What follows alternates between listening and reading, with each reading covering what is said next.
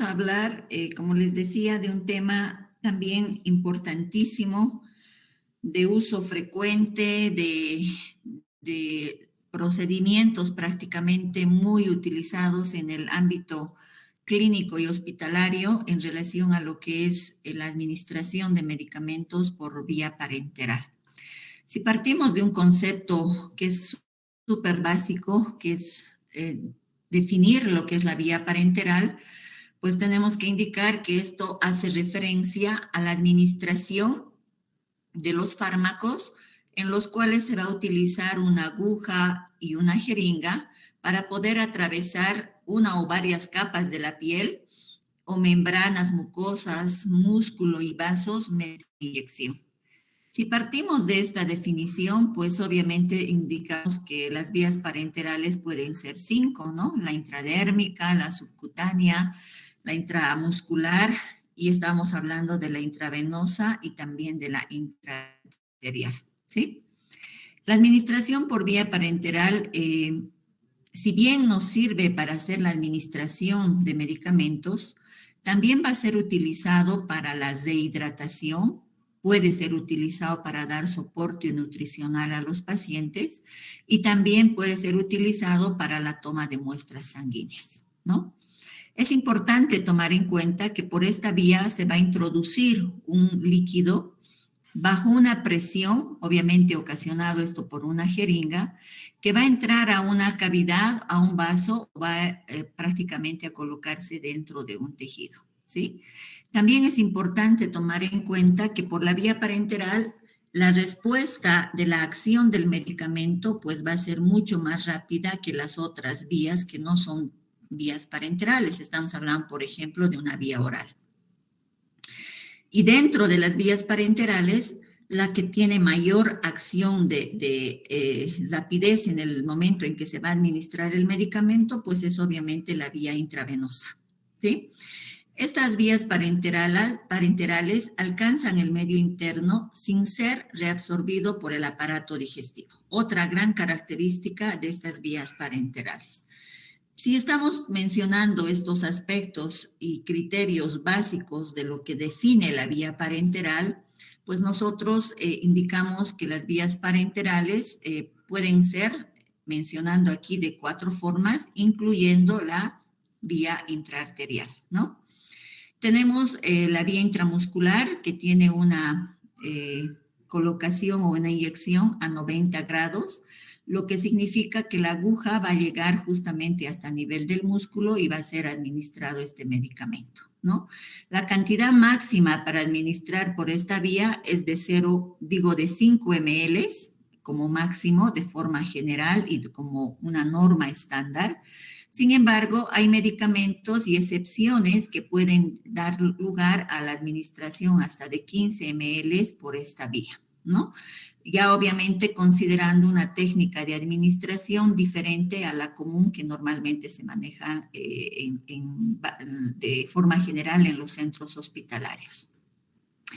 Esta vía intramuscular va a referir entre sus diferentes usos que tiene para ser aplicado por esta vía están las vacunas, analgésicos, pueden ser antiinflamatorios, antibióticos, corticoides e incluso medicamentos que de repente no van a pasar de la cantidad que se está indicando y además que no van a provocar ningún tipo de lesión en el tejido muscular, ¿no? Estaríamos hablando de otro tipo de características que más adelante lo vamos a ver. Ahora, la aplicación de esta vía intramuscular, pues obviamente va a realizarse en diferentes zonas del cuerpo, empezando de la zona del músculo deltoides, en ambos brazos, a nivel de la zona glútea y también a nivel del músculo vasto lateral. Es importante mencionar que las inyecciones colocadas en el vasto lateral generalmente es utilizado solo en niños, es decir, en pediatría. Ya en adultos esta vía no se utiliza por el hecho de que se puede llegar a lesionar el nervio y prácticamente solo se utiliza la vía glútea y a nivel de deltoides. Esta vía Es muy útil porque la absorción es bastante rápida y la acción del medicamento generalmente es a los 15 minutos de lo que se va a aplicar el medicamento, porque la vascularización a nivel del músculo, pues obviamente es mucho mayor que el resto de las otras vías.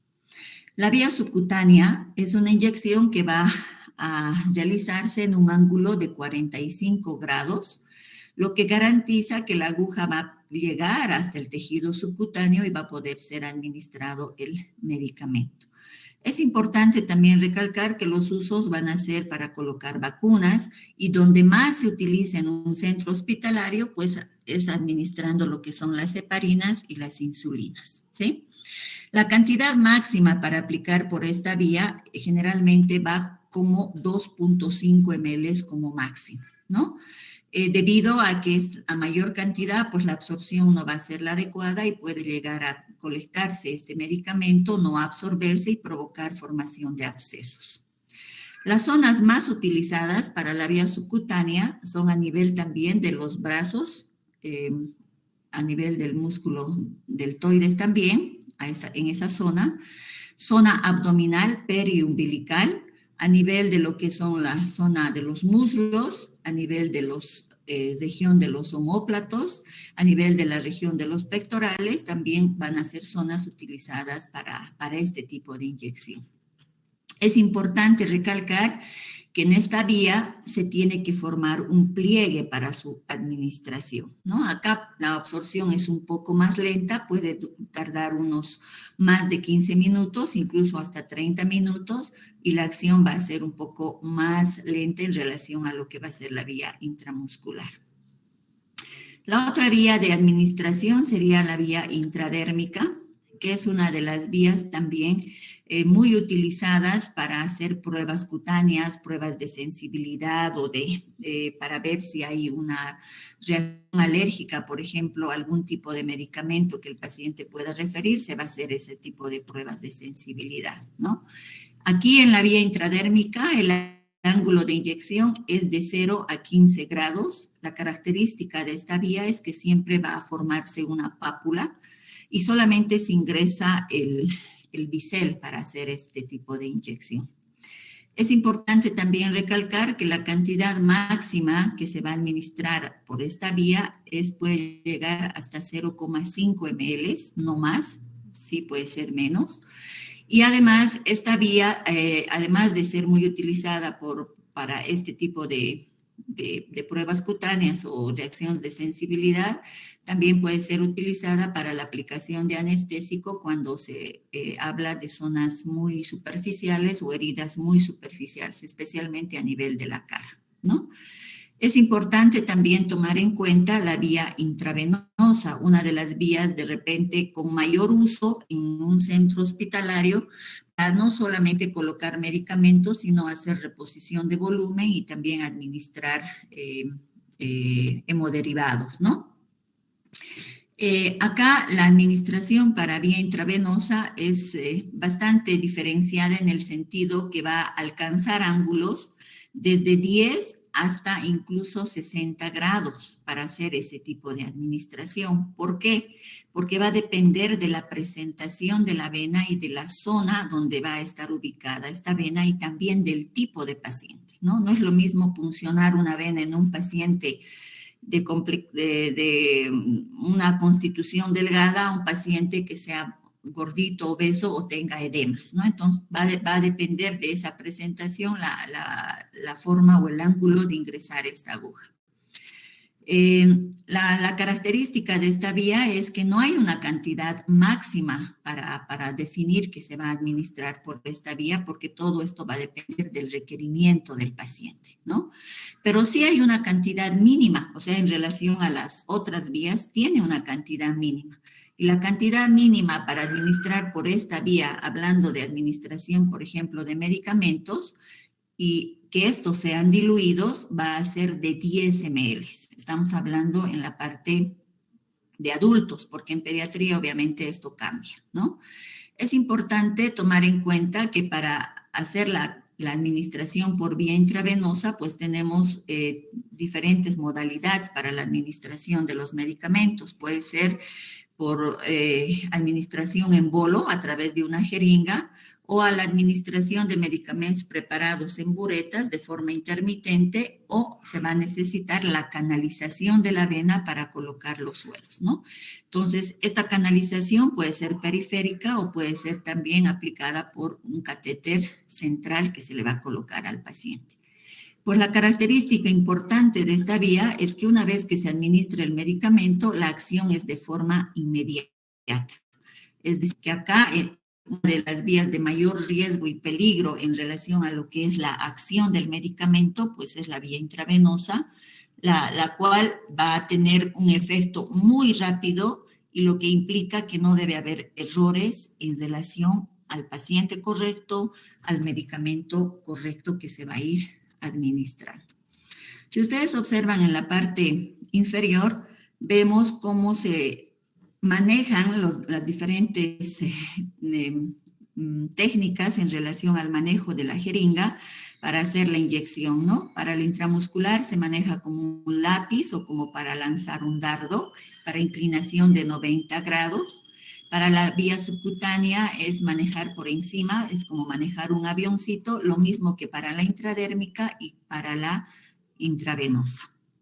Son las modalidades o formas de manejar estos materiales para hacer su inserción o punción. Si hablamos de forma administrativa por estas vías, tenemos que tomar en cuenta los 6 correctos que son muy básicos y que quizás no es solamente considerado para administrar medicamentos, sino para todo tipo de procedimientos que se debería realizar prácticamente en un centro hospitalario. ¿Cuáles son esos 6 correctos? Paciente correcto. Estamos hablando del paciente que tiene nombre y apellido. Estamos hablando del señor Mariano Rodríguez Vázquez. Ese es el paciente correcto. No estamos hablando de la cama número 6 o de la sala número 7 del paciente que está al lado de la puerta, ¿no? Si ustedes se dan cuenta, en el común denominador generalmente se llega a denominar al paciente por número de cama, y esto es incorrecto porque nos lleva a errores, porque los pacientes son cambiados a veces continuamente de una cama hacia otra o de un servicio hacia otro, y esto puede llevarnos a cometer errores, ¿no? Administrar un medicamento a un paciente que no corresponde. Medicamento correcto. ¿Qué significa medicamento correcto? Significa que yo debo leer el medicamento, específicamente no dejarme llevar por el color del frasco o de la ampolla o por la forma que tiene el medicamento. Tenemos que diferenciar el medicamento exacto. No es lo mismo ceftriaxone, cefotaxima, cefazolina, parece que son iguales, pero son antibióticos de diferente acción, ¿no? Y obviamente su uso va a ser determinado de acuerdo a lo que el paciente necesita. Entonces, es importante determinar el medicamento correcto. Dosis correcta. Estamos hablando de dosis correcta. Si mi paciente necesita 7 unidades, pues debo ponerle 7 unidades de insulina, no 8 ni 5, porque esa dosis está calculada para una acción requerida en el paciente. Y eso ustedes van a calcular de acuerdo al peso, a la edad del paciente y además a su función renal que tiene ese paciente. Por tanto, es importante la dosis correcta. Hora correcta. La hora correcta hace referencia al tiempo y al momento en que se debe colocar el medicamento de acuerdo a su mecanismo de acción y a lo que se espera de efecto en el paciente y al medicamento que se va a colocar al paciente.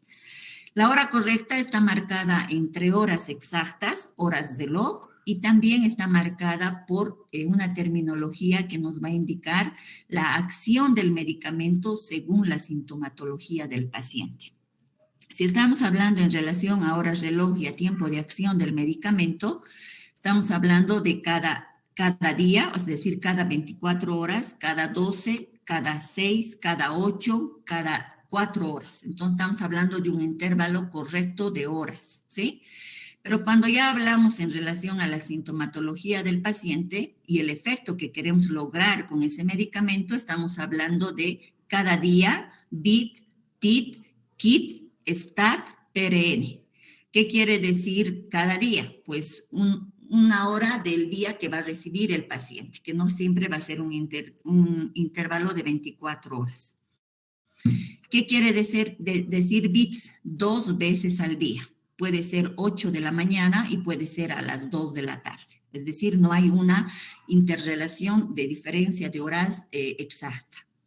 En relación al TIT es 3 veces al día, KIT es 4 veces al día, STAT es ahora en el momento de urgencia que el paciente necesita en ese momento el medicamento. Y lo que significa en relación a lo que es PRN, pues indica por razones necesarias, es decir, el medicamento lo va a recibir el paciente, por ejemplo, cuando tenga dolor. Entonces se le va a colocar el analgésico en el momento que el paciente tenga dolor, ¿sí? La vía de administración correcta es sumamente importante. No es lo mismo colocar un medicamento por vía intravenosa y colocarla, por ejemplo, por vía subcutánea. Ya sabemos que el efecto por una de las vías va a ser de forma inmediata, pero incluso tomando en cuenta esto, es importante tomar en cuenta que el mismo medicamento utilizado por diferente vía puede tener una diferente acción en el paciente. Ejemplo, la adrenalina colocada por vía intravenosa va a ayudar en el paciente en un paro cardíaco, ¿verdad? Pero si esa misma adrenalina yo le voy a colocar al paciente y le coloco por vía subcutánea y a una dosis obviamente mucho menor, pues la acción de este medicamento va a ir a ser un broncodilatador, es decir, se va a utilizar en pacientes que tienen un shock anafiláctico, por ejemplo, ¿no? Una reacción alérgica. Entonces, en esos casos se va a usar, fíjense cómo la vía va a cambiar la acción del medicamento y el objetivo que uno busca en relación al medicamento. Y el último correcto, pues es el registro. Yo debo registrar el medicamento, no solamente después de administrar, sino ustedes van a hacer un registro de indicación del medicamento prescrito, donde van a tomar en cuenta a quién van a dar ese medicamento, cuánto de dosis le van a dar a ese paciente el medicamento, en qué horario y por qué vía de administración. Entonces, fíjense que el registro es en 2 momentos, la prescripción y una vez que ese medicamento ha sido administrado, tiene que volver a ser registrado. Además de los 6 correctos, estamos hablando de las reglas de oro. Reglas de oro importantes que se tienen que tomar a la hora de prescribir y administrar medicamentos. Si bien la administración de medicamentos siempre va a estar precedida de una indicación médica, y por lo general esta indicación tiene que ser siempre escrita, solo verbal en casos de suma urgencia, donde el riesgo de vida del paciente es obviamente vital, ¿no? Que se tomen estas acciones. Pero una vez pasada este estado crítico, tiene que escribirse esos medicamentos que se han administrado al paciente. Y para hacer esta indicación médica, pues tiene que haber el nombre completo del medicamento, la fecha, la hora, la presentación del medicamento, la dosis que se va a prescribir, por qué vía va a ser administrado, va a ser por vía periférica, por vía central o va a ser por un catéter periférico central. Una vez que tienen estas indicaciones, se va a colocar la firma y sello del médico. Toda indicación que no tiene la firma y el sello del médico tratante del paciente no tiene validez en las instituciones hospitalarias, ¿no? Entonces es importante tomar en cuenta. Ahora, otra regla importante es revisar el expediente clínico del paciente o hacer una anamnesis para poder descubrir si el paciente tiene alergia a algún medicamento o si el paciente va a ser la primera vez que va a recibir este tipo de medicamentos. Por tanto, tenemos que de repente hacer las pruebas de sensibilidad si se desconoce que el paciente es alérgico. En caso que el paciente es alérgico, generalmente en las historias clínicas de los pacientes se rotula con un lapicero, un marcador rojo bastante legible y visible que el paciente es alérgico, por ejemplo, a las penicilinas. Entonces, eso es una alerta para tomar en cuenta que ese paciente no puede recibir ese tipo de medicamentos, ¿no? Otro aspecto importante es considerar el lugar donde se va a realizar la preparación del medicamento. Este lugar debe ser un lugar bastante iluminado, un lugar exclusivo para hacer la preparación de medicamentos y obviamente un lugar donde tenga bastante ventilación y sea muy accesible para el personal y solo, repito, sea para preparar medicamentos. Otra de las reglas es que mientras se prepare los medicamentos se debe evitar las distracciones. No pueden estar hablando por teléfono o tener otro tipo de conversación o actividad. ¿Por qué? Porque esto nos va a llevar a cometer errores de repente en relación al tipo de medicamento que nosotros vamos a administrar. Es importante leer el rótulo del medicamento durante 3 veces. Hay 3 momentos para hacer la lectura del medicamento y estar seguros de lo que voy a administrar al paciente. Al retirar el medicamento de la vitrina o del botiquín donde se encuentra almacenado el medicamento, antes de preparar el medicamento y en el momento en que se va a volver el medicamento a su lugar o de repente se va a desechar ese frasco. Entonces se hace una triple verificación. Tenemos que observar la fecha de vencimiento. Todo medicamento que ya está vencido no puede ser administrado al paciente porque se corre el riesgo de que provoque reacciones alérgicas o de repente su acción no sea la misma. No se debe dar el medicamento si el envase carece de etiqueta o si es ilegible. Si le ha caído alguna solución o se ha rasgado esa etiqueta, pues ese medicamento no debe ser administrado. Tenemos que evitar tocar el medicamento con los dedos, es decir, que la aplicación de las técnicas de asepsia y antisepsia, desde el momento que se va a abrir la jeringa, se va a preparar el material, e incluso se va a administrar el medicamento al paciente, tienen que tener una estricta asepsia durante todo ese proceso. E incluso ustedes van a ver que en el hospital, cuando se trata de pacientes que van a recibir medicamentos bastante sensibles de fácil contaminación o pacientes que reciben quimioterapia, la preparación se hace bajo cabinas de flujo laminar, es decir, en un ambiente completamente estéril donde el personal tiene que utilizar todas las baseras de protección y hacer la preparación de los medicamentos. Se debe sacar únicamente la dosis indicada y no devolver el resto del envase al envase original, ¿no? El resto del medicamento al envase original. ¿Por qué? Porque se considera que el medicamento puede llegar a contaminarse. Entonces es importante sacar la dosis correcta que el paciente tiene que recibir. Otro aspecto importante es que tenemos que saber que muchos medicamentos como las insulinas, la heparina, inmunoglobulinas, albúmina, la eritropoyetina, etcétera, se van a conservar estos medicamentos bajo una temperatura y en refrigeración y además basados en la sugerencia de los fabricantes en relación a lo que es la conservación de estos medicamentos e incluso algunos antibióticos, ¿no? Entonces, no se los puede dejar al aire libre, a temperatura ambiente, porque van a perder sus propiedades de acción estos medicamentos.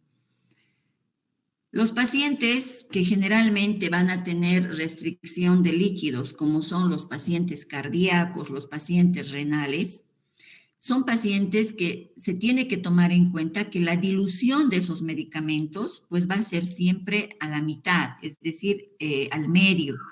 ¿Por qué? Porque estos pacientes, como están con restricción del volumen, al momento de diluir también se tiene que tomar en cuenta esta cantidad de solución y además esa cantidad de solución que se va a administrar en los medicamentos a esos pacientes se debe contabilizar para los balances hídricos, ¿no? Para que sea bastante exacto.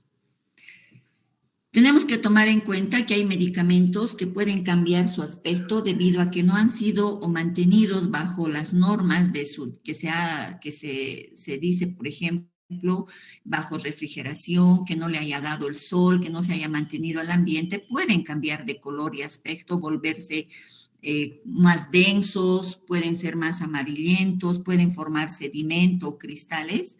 En ese caso, si nosotros hacemos una comparación, pues esos medicamentos no pueden administrarse. Se debe informar a la farmacia para que se haga un cambio, ¿sí? Algo que normalmente ocurre de forma pero muy frecuente es que se tiende a combinar medicamentos en una sola jeringa. Y generalmente esto va desde la prescripción médica que hacen la parte médica, ¿no? Y es importante que se tome en cuenta que hay una norma que indica que no se deben mezclar medicamentos. Cada medicamento debe ser administrado por separado, por jeringas separadas, no se los puede unir. Generalmente se tiende a administrar, por ejemplo, de forma unida la ranitidina con la metoclopramida, y eso no es correcto porque puede haber reacciones alérgicas, efectos secundarios en el paciente que muchas veces ya se han presentado, ¿no? Entonces, la norma indica que nunca se deben juntar los medicamentos o preparar en una sola jeringa, siempre por separado. Ahora, si mi paciente presenta alguna reacción o efecto secundario debido a que yo he cometido un error en la dosis o me he equivocado de medicamento, por favor, se debe comunicar de forma inmediata para actuar de forma inmediata, más aún si es por vía endovenosa, ¿no? Omitir y esperar y rezar que al paciente no le pase nada y que todo sea desapercibido muchas veces no funciona. Es mejor ser honestos, hablar y hacer que el paciente reciba la atención debida para evitar efectos secundarios que pueden ser a veces irreversibles.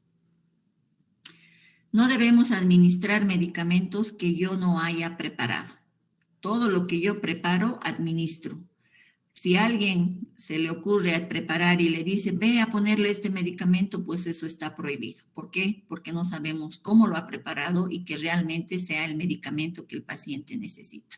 Esto puede llevarnos a situaciones legales bastante importantes, ¿no?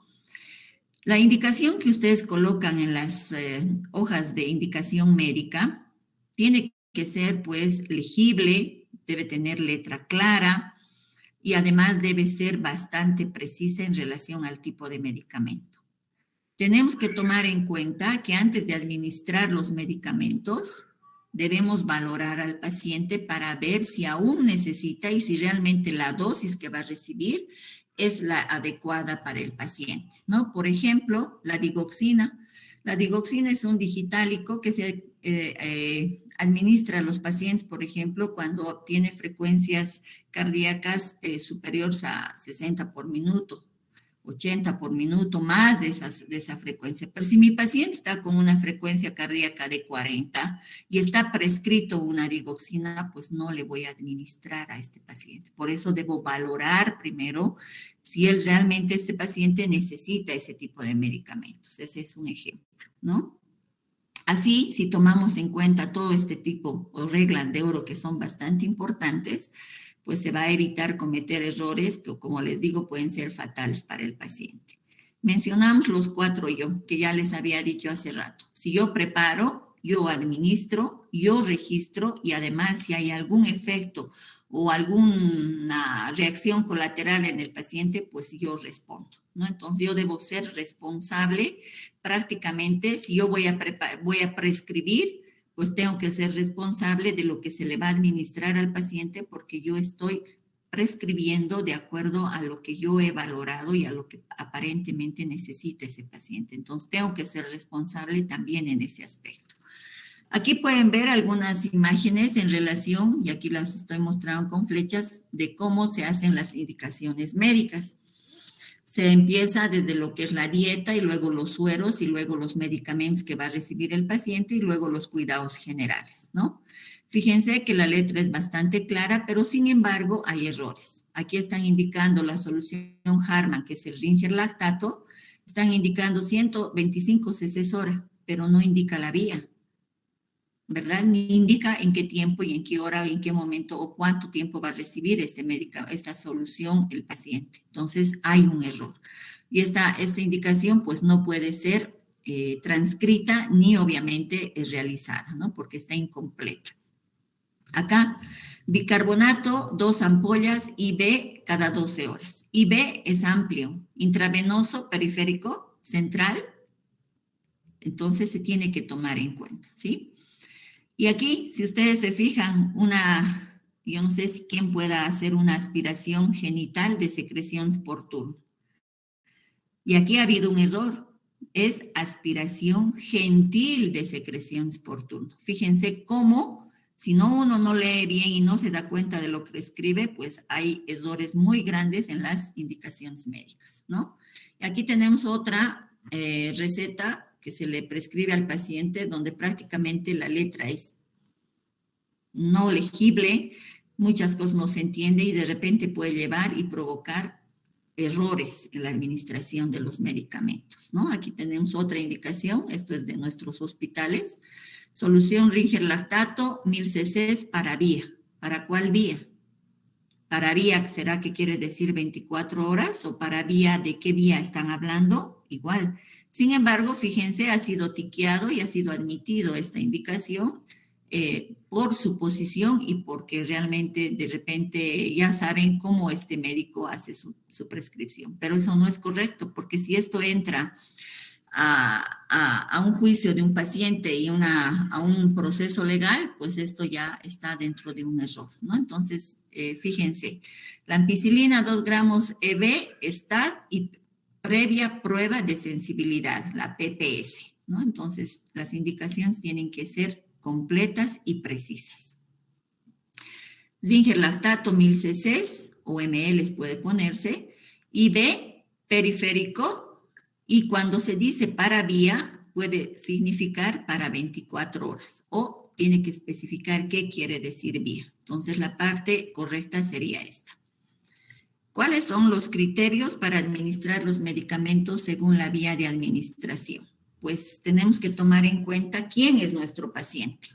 Mi paciente es un recién nacido prematuro, un recién nacido a término, es un niño, es un joven o es un anciano, porque no es lo mismo colocar un medicamento en diferentes edades. Entonces tengo que ver de qué edad es ese mi paciente y dónde voy a determinar y cómo voy a hacer la administración de ese medicamento. Tengo que valorar el estado clínico del paciente, su patología. Si un paciente tiene enfermedad pulmonar, diabético, cáncer, pues cada patología no es lo mismo para hacer la administración del medicamento. Cada uno tiene sus criterios y sus características. Y dentro de esto, tengo que ver si mi paciente es un paciente que esté inestable hemodinámicamente, es un paciente bastante crítico o es simplemente un paciente estable al cual tengo que administrar un medicamento donde los criterios y la forma también va a cambiar, ¿no? Entonces, fíjense estos criterios que son sumamente importantes. Mi paciente politraumatizado con múltiples lesiones donde ha tenido gran pérdida de sangre, pues la administración de los medicamentos de repente no me sirven hacerlo por vía oral, ¿no? Estos pacientes van a ser por vía intravenosa, pero tengo que ver dónde, cómo voy a hacer su canalización o punción para yo ayudar a este tipo de pacientes en emergencia. Entonces, mi acción tiene que ser rápida y además precisa para ayudar a este tipo de pacientes. Si bien en un servicio de urgencias y emergencias, el objetivo generalmente es estabilizar al paciente lo más rápidamente posible, ya para que en la planta de hospitalización se pueda mejorar ese tipo de atención que se ha hecho en urgencias, pues en todo momento nosotros tenemos que tomar en cuenta, ya hablando de la vía endovenosa, que tenemos que usar de forma racional su capital venoso del paciente. Por eso es importante que nosotros tenemos que tomar en cuenta quién es mi paciente, qué patología tiene ese mi paciente, porque caso contrario yo voy a puncionar varias veces y de repente voy a terminar de poner en riesgo al paciente porque su acceso vascular ya va a estar lesionado y no va a haber dónde se le pueda canalizar a ese paciente, ¿no? Fíjense que tenemos pacientes con enfermedad renal, inmunosuprimidos, pacientes de repente desnutridos, donde prácticamente nos van a indicar y nos van a dar pautas. Por ejemplo, aquí en el paciente renal que tiene una formación de una fístula arteriovenosa, me está indicando que en este brazo yo no puedo puncionar, que en este brazo no puedo hacer procedimientos de vías parenterales. ¿Por qué? Porque tiene un acceso para que le hagan las hemodiálisis a este paciente. Entonces, tengo que buscar el otro brazo para poder hacer ese tipo de procedimientos, ¿no? Es importante que nosotros sepamos que especialmente los pacientes renales que aún no tienen construida su fístula arteriovenosa, tengamos que cuidar las venas que están a nivel de la flexura del codo y a nivel de la muñeca. Estamos hablando de las venas cefálica, basílica media y de las distales que estamos hablando de la vena radial, ¿no? ¿Por qué? porque son las zonas y los lugares donde se construyen las fístulas con estas venas y con las arterias que están en esta región, ¿no? La radial y la braquial. Entonces, acá yo tengo que tomar en cuenta que no puedo lesionar estas venas, tengo que cuidarlas, porque la vida va a depender de estas venas de este paciente, su futuro va a estar ahí, ¿sí? Tengo que también tomar en cuenta que debo inspeccionar si mi paciente tiene venas tortuosas, venas deformes, si este paciente tiene riesgo de desprender trombos. De ahí que viene una regla que dice que en los pacientes mayores, adultos, está prohibido la canalización a nivel de miembros inferiores. Por eso que en ancianos no se debe colocar estas vías en miembros inferiores por la probabilidad de que se desprendan trombos y provoquemos tromboembolias, ¿sí? ¿Qué otro criterio? Como tercer criterio tenemos que debemos reconocer el tipo de medicamento según su pH y la osmolaridad. Es decir, no es simplemente saber el mecanismo de acción y a qué grupo de medicamentos pertenece, sino también importante saber la osmolaridad, el pH y si este medicamento es cáustico o no. Fíjense que esta tabla es muy bonita y muy interesante donde nos está indicando que medicamentos que tienen un pH menos de 5 o mayor a 5 van a ser colocados por un acceso central. Eso está normado y eso tiene que tomarse en cuenta para hacer la administración y la prescripción de los medicamentos. Medicamentos que están en el rango de 5 a 9 de pH van a ser administrados por una vía periférica. En relación a la osmolaridad, estamos viendo osmolaridades menores de 500 y mayores de 500. Toda osmolaridad menor de 500 va por acceso periférico. Toda osmolaridad mayor de 500 debe ir por un acceso venoso central. Y en cada uno de ellos tenemos, por ejemplo, el tiempo de duración de la terapia puede durar desde 3 días hasta incluso mayor a 4 semanas. Todo depende del tipo de medicamentos que nosotros vamos a emplear por estas vías. En cambio, en un acceso central puede durar incluso mayor a 4 semanas sin ninguna dificultad, pero aquí el riesgo va a ser ya los procesos infecciosos si no son bien llevados esos catéteres, ¿no? Entonces, esto es muy importante tomar en cuenta. No olvidemos que la agresión dentro del tejido vascular, de la red vascular, especialmente de la íntima, va a poder desarrollar una respuesta inflamatoria directamente, ya sea por una fricción, un medicamento que tenga un pH extremo, por ejemplo, una mala técnica en lo que es el proceso de asepsia durante la colocación de estos medicamentos, va a conducir a la formación de abscesos, hematomas, lesiones de estructuras adyacentes, trombosis, fibrosis o de repente la anulación permanente de la luz de estos vasos o accesos venosos. Entonces es importante tomar en cuenta esos aspectos. Es importante, ya les había dicho en relación al pH, pero estamos hablando ahora en relación al efecto cáustico que pueden tener estos medicamentos. Hay medicamentos irritantes y también medicamentos vesicantes. ¿Qué quiere decir irritantes? Que estos medicamentos irritantes van a producir daño tisular, un proceso inflamatorio, y va a haber una mayor velocidad de inflamación e infección en la zona de lo que es la vena, ¿no? Y generalmente estos medicamentos irritantes tienen pues pHs mayores a lo que ya hemos indicado, ¿no? Pero mayores de 10, que son bastante alcalinos o bastante ácidos. En cambio, los vesicantes, que son los más dañinos, por ejemplo, aquí están los medicamentos que se administran acá, la dopamina, noradrenalina, amiodarona, la solución de cloruro de potasio, la vancomicina, bastante usada en muchos hospitales y en muchos pacientes, van a producir un daño bastante severo e incluso si extravasan van a producir necrosis. Entonces, se tiene que tomar en cuenta estos datos. Y aquí tenemos de muchos medicamentos que hoy en día tenemos los pHs para que se pueda tomar en cuenta y saber por qué vía, si va a ser periférica o va a ser por vía central, ¿no?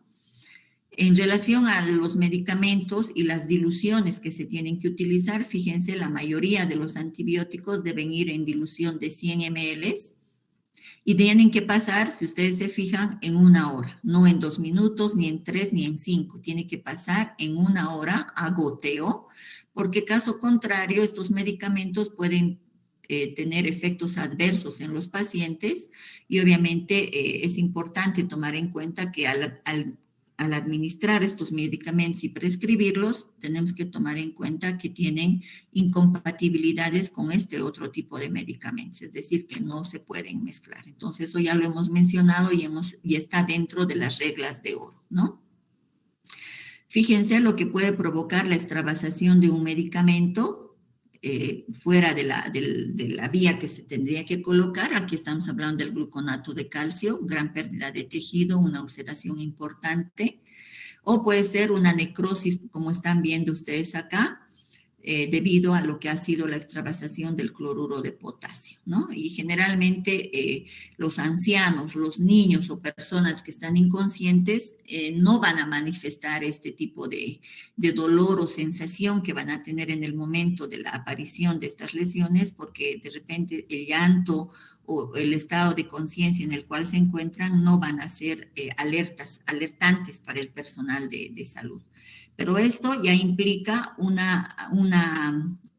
seguimiento legal y obviamente esto está implicando mayor gasto y complicaciones que va a complicar la estadía del paciente, no va a quedar más tiempo, puede haber lesiones. Entonces es importante tomar en cuenta esto.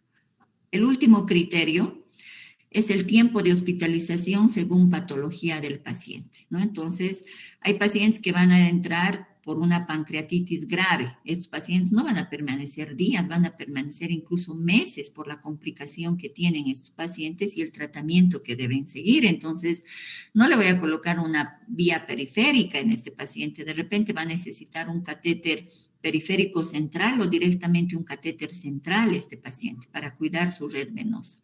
En cambio, un postoperado, por ejemplo, de una cirugía laparoscópica puede durar 3 días internado, 4 como máximo, y luego va a ser dado de alta y ese paciente obviamente no va a necesitar que se tome, por ejemplo, una vía central para la administración de medicamentos, ¿no? Entonces va a depender del estado, del tipo de patología para que pueda este paciente permanecer en un centro hospitalario y el tratamiento que va a recibir.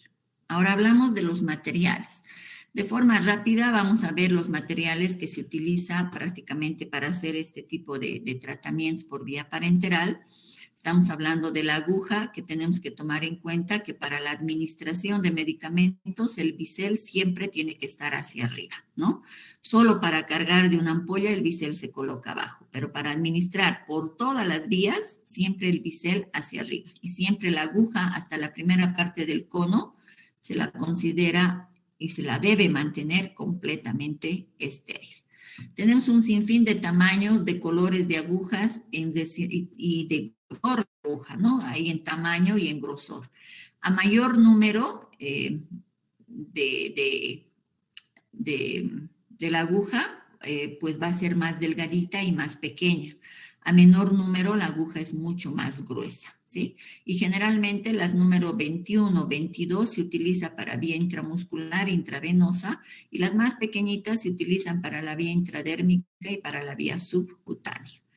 En relación a las jeringas, pues tenemos el cuerpo de la jeringa y el émbolo, y la parte de lo que se debe considerar bastante estéril es la parte del émbolo y el pivote que se encuentra aquí en la jeringa. Y es importante tomar en cuenta que estas jeringas vienen de 2 presentaciones en la parte del pivote, uno que es a rosca y otra que es a presión. Obviamente la rosca es la más segura y la más utilizada, ¿no? Sin embargo, esta que es a presión también se utiliza para hacer succiones de drenajes y demás, que es mucho más cómoda que esta. Pero para inyección, la de rosca es siempre mejor. Es importante tomar en cuenta que la jeringa, y esto por favor escuchen bien, la jeringa utilizada para administrar insulina solamente es la jeringa de 1 ml y la que viene calibrada en 100 ml. Ninguna otra jeringa puede ser utilizada para administrar medicamento como es la insulina, ¿sí?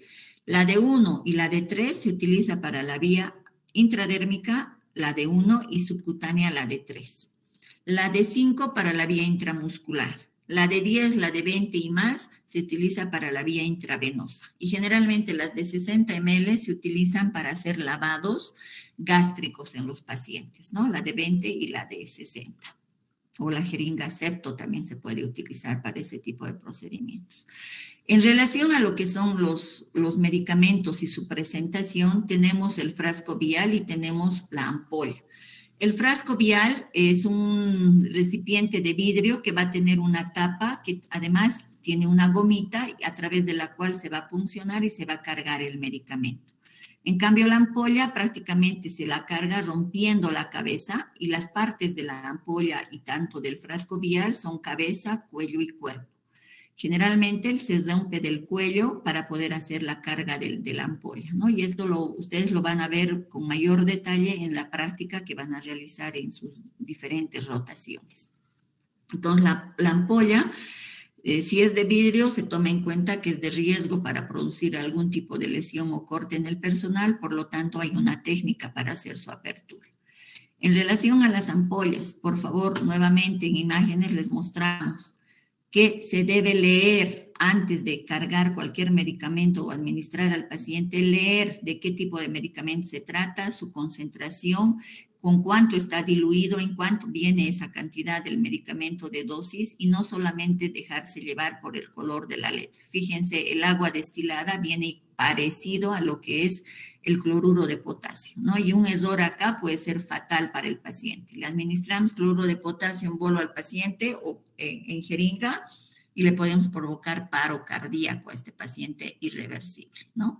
Miren aquí la gentamicina y la dexa parece que son iguales y aquí hay 3 medicamentos que parecen iguales, la metoclopramida, la furosemida y este parece que es el diazepam. Entonces, fíjense, o la dipirona. Entonces, fíjense cómo puede llevarnos a error. Ninguna ampolla puede taparse con telas adhesivas. Ampolla abierta, no utilizada, se la debe desechar, no se puede guardar. En cambio, los frascos viales sí, se pueden guardar dentro de la refrigeración porque tienen una tapa, una goma que mantiene su esterilidad. También se utiliza lo que es la ligadura, ¿no? O llamado también torniquete. ¿Cuál es el objetivo de este material?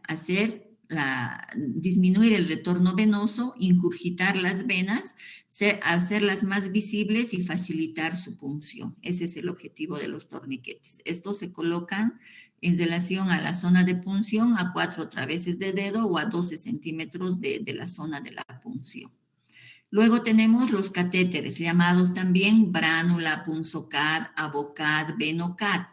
Este material es un catéter de plástico que va a quedar dentro de la vena, que por dentro tiene una guía o una aguja llamada mandril, que nos va a ayudar a atravesar la piel y la pared del vaso para hacer su canalización. Hay de diferentes tamaños, igual acá, a menor número, bránulas más gruesas, a mayor número, bránulas y agujas más delgadas. Y así se ve la presentación de las bránulas, que hoy en día se utiliza para hacer las canalizaciones o venoclisis en los pacientes. Pues esto nos vamos a pasar y vamos a ver acá la selección del catéter. Este catéter o bránula se va a elegir de acuerdo al requerimiento para el uso. Por ejemplo, las más pequeñas, entre 22 y 24, se pueden utilizar solo aquellos pacientes que requieren colocar sueros de corta duración y además para mantenerlos por 24 horas, o sea, solo como medio para administrar los medicamentos a los pacientes. En ancianos y también se puede utilizar en pediatría. A mayor número del catéter se va a utilizar para pacientes que van a ser operados, van a entrar a quirófano, o están pacientes en un estado de emergencia, un estado de shock, por ejemplo, tienen una hemorragia, o en aquellos pacientes que van a recibir una transfusión sanguínea. Es importante tomar en cuenta que estos catéteres deben ser siempre de menor tamaño en relación al lumen de la vena que yo voy a canalizar. Nunca deben ser del mismo tamaño. ¿Por qué? Porque van a producir frote, fricción en la íntima de la vena y van a producir una flebitis mecánica. Ahí les estoy mostrando cómo tiene que ser y lo que es ideal del catéter y no presentarse en esa forma. Tenemos las mariposas, llamadas también fístulas, utilizadas en pacientes renales, que sirven generalmente para hacer la canalización y la hemodiálisis. Aquí estamos viendo cómo se colocan esas fístulas y cómo van a ser utilizadas en pacientes que tienen o portan este tipo de fístulas arteriovenosas. Tenemos el equipo de venoclisis. El equipo de venoclisis es un sistema que nos ayuda a hacer la infusión de líquido conectando a un suero, ¿no? Tenemos la cámara de goteo, la lanceta que va a entrar hacia el suero, todo lo que es la tubuladura, el tubo que va a hacer la conexión prácticamente a través del conector macho hacia la bránula o la llave de 3 vías, la llave de paso que va a ser el regulador del goteo y estas conexiones en Y que generalmente tienen unas tapitas de goma que antes, digo antes porque ahora actualmente está prohibido, no se deben puncionar, ¿no? Antes se acostumbraba a colocar por aquí los medicamentos, pero ahora está totalmente prohibido. No se deben puncionar estos dispositivos, ¿sí? Está prohibido. Luego, estos equipos, como ustedes pueden ver, vienen en esta presentación, pueden tener generalmente un uso de 72 horas, es decir, a los 3 días deben ser cambiados. Por eso es que se rotula con fechas. Si ustedes van a los hospitales, van a ver fechas en estos dispositivos, porque es la guía para hacer el cambio cada 3 días de estos dispositivos. Tenemos que ver que estos equipos vienen en un normogoteo, que es un gotero normal, y también estamos hablando de un microgotero. Fíjense la diferencia. Un gotero normal, que es tiene una equivalencia de 20 gotas en 1 ml, ¿sí? Y en este es de 60 gotas en 1 ml. ¿Qué quiere decir? Que una gota de estos equivale a 3 de estas microgotas, ¿no? Entonces, ¿cuándo se va a utilizar esto? Pues de forma común en los pacientes internados donde no reciben medicamentos que son, por ejemplo, medicamentos vasoactivos o medicamentos que tienen que entrar con precisión, por ejemplo, en pediatría, pues se va a usar este tipo de gotero normal. Pero cuando ya están en cuidados intensivos, en neonatología, en pediatría, pues generalmente se requiere de los microgoteros para mayor precisión en todo lo que es la dosificación y cálculo de medicamentos o de ingreso de volumen en el paciente. Aquí vemos los conectores a rosca y a presión. Generalmente los de rosca son los más comunes.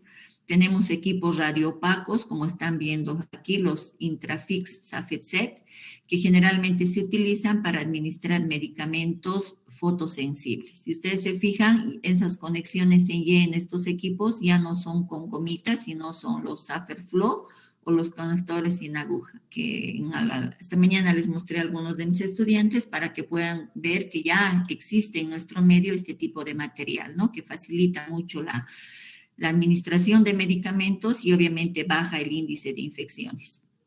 Luego tenemos la bureta metricedo microgotero, que es un auxiliar para diluir los medicamentos y pasar los medicamentos diluidos, o si hay paciente que tiene restricción de volumen, pues se haga la cuantificación del volumen de forma mucho más exacta. Las llaves de 3 vías, que pueden ser simples o con conectores, que nos ayudan a conectar jeringas u otros sueros, que son auxiliares también para la administración de medicamentos. En relación a la llave de 3 vías, si ustedes se fijan, el manejo es bastante fácil, pero es importante saber dónde y cómo se indica es abierto o cerrado para no cometer errores y no hacer que al paciente ingrese aire o de repente haya extravasaciones, ¿no? de los líquidos.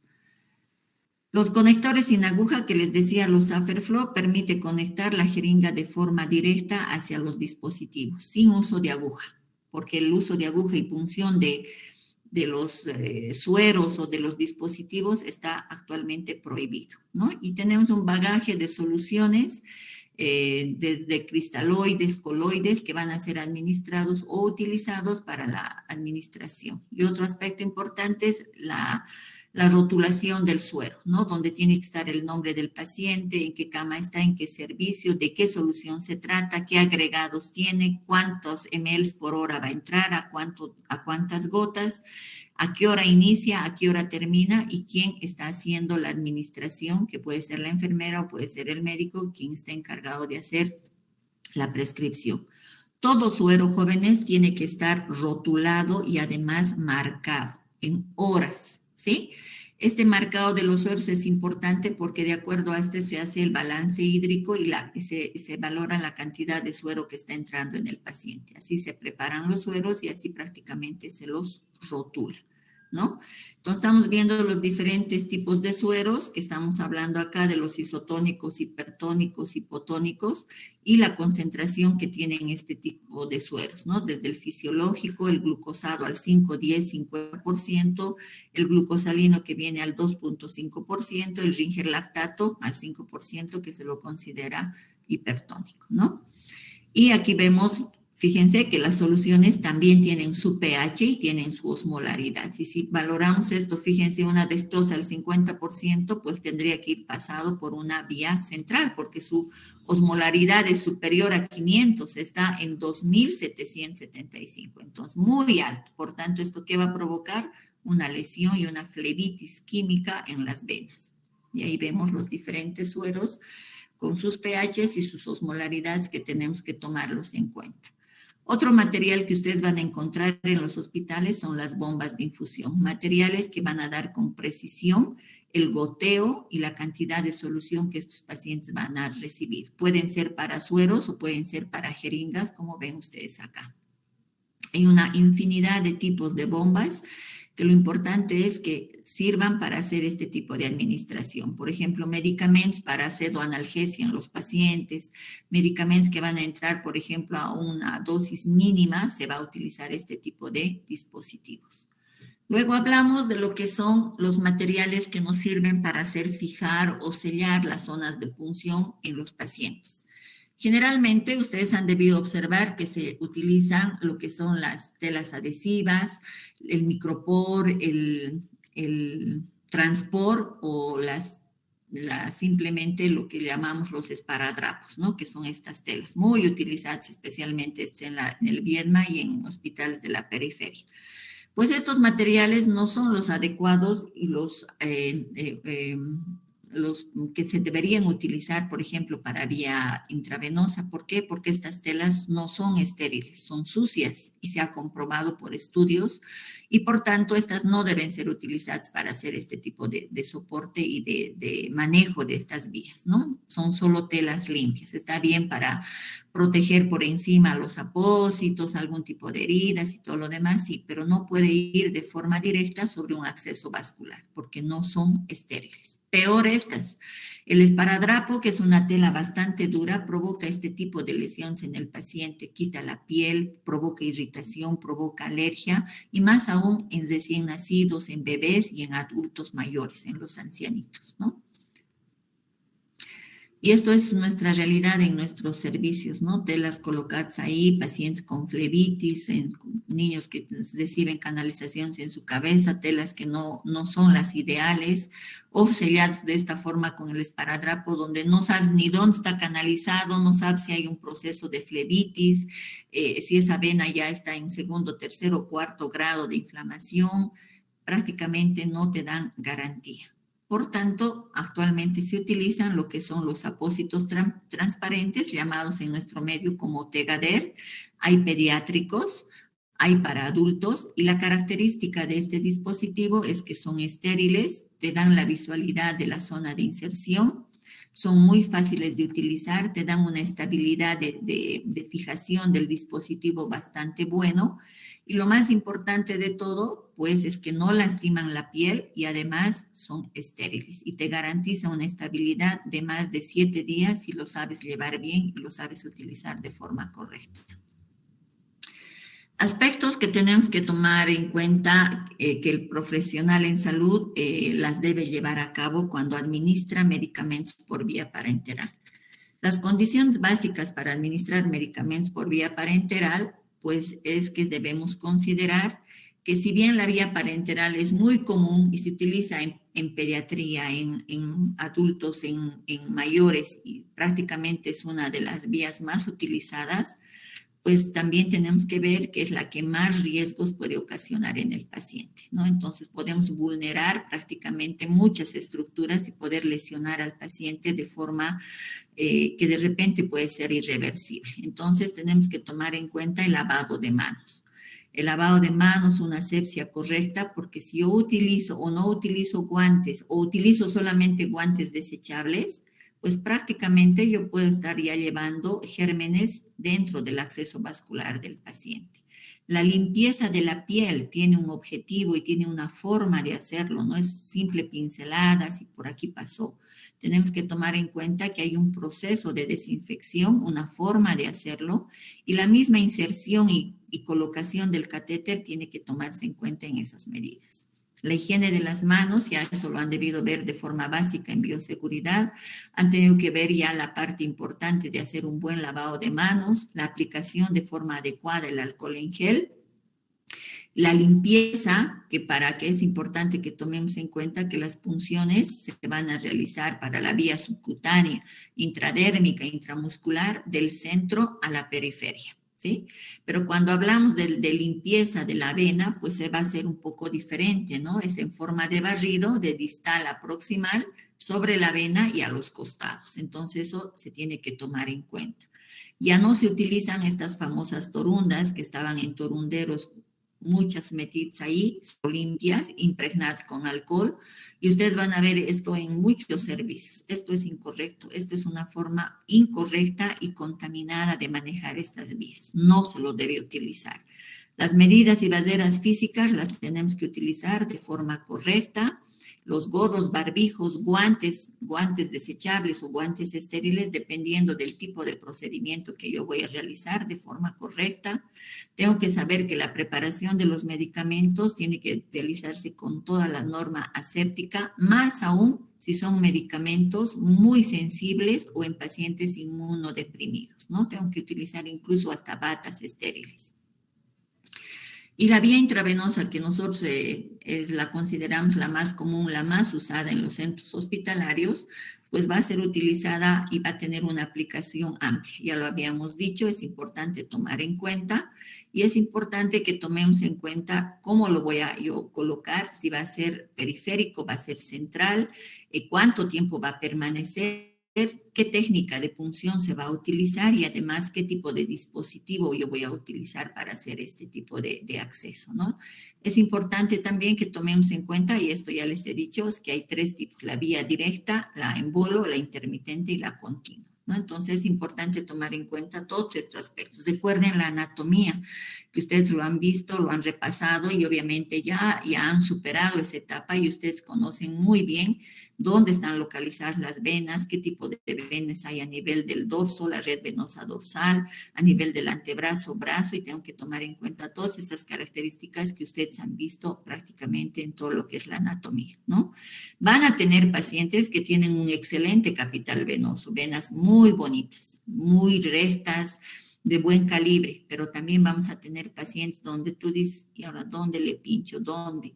Pues recuerden la anatomía, hagan un buen torniquete, palpen bien, sepan localizar la vena, porque va a haber muchos de estos pacientes difíciles de encontrar una vena, ¿no?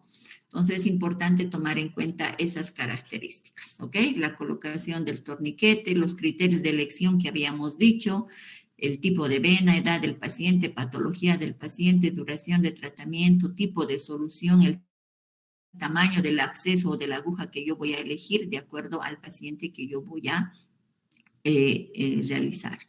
Entonces es importante que nosotros tomemos en cuenta todos estos aspectos para que yo prácticamente elija un buen lugar para hacer la inserción, ¿no?